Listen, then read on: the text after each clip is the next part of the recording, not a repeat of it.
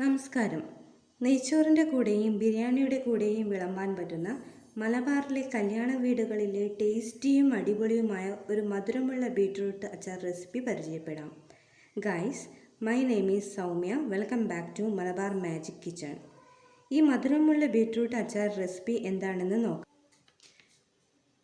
Beetroot 1, ഈത്തപ്പഴം 5 to 8, പച്ചമുളക് 1, മുളക് പൊടി 1/2 teaspoon, ginger garlic paste 1/2 teaspoon, salt 1/2 teaspoon.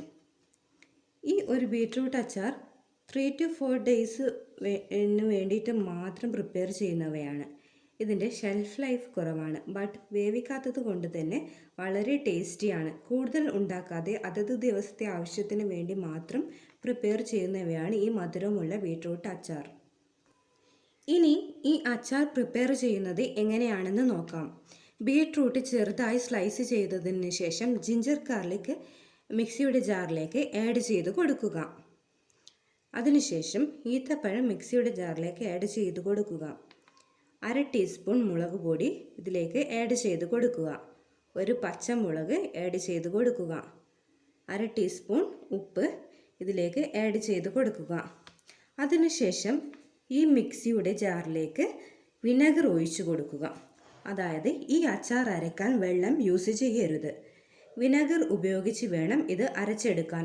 ഓവറായിട്ട് അരച്ചെടുക്കാനും പാടില്ല. ഈ അച്ചാർ വളരെയധികം ടേസ്റ്റിയാണ്. ഒരിക്കൽ ഇത് ഉപയോഗിച്ചാൽ പിന്നീട് ഈ അച്ചാർ മാത്രമേ ഉണ്ടാക്കുകയുള്ളൂ. വളരെയധികം എളുപ്പത്തിലും ടേസ്റ്റിയുമായി ഈ അച്ചാർ പ്രിപ്പയർ ചെയ്യാം. ഇതാ നോക്കൂ, ഇങ്ങനെയാണ് അരച്ചെടുക്കേണ്ടത്.